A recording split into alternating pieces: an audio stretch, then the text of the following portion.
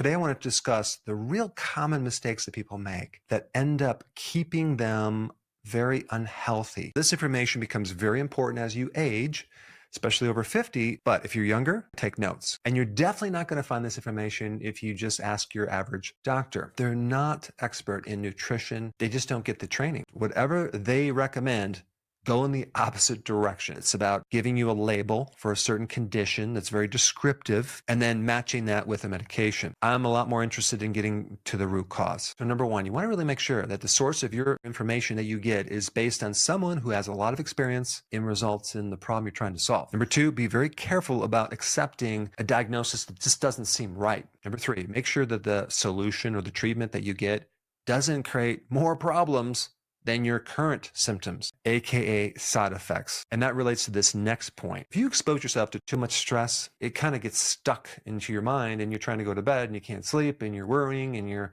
in this constant state of fear. Unfortunately, nowadays, it's almost impossible to avoid it because it's everywhere. The next thing I want to talk about before I get into nutrition is your environment. I didn't realize at first how important your environment was until I had this great opportunity to move out of the city into the farm. I'm going to tell you, having that space is such a therapy. This going into nature is so important to do this on a regular basis. And the next thing is regular, consistent exercise. And what exercise does is it kind of flushes out the cortisol and the adrenaline that builds up just from being on this planet. If you exercise more on a wave versus a sustained high pulse rate exercise, it's healthier.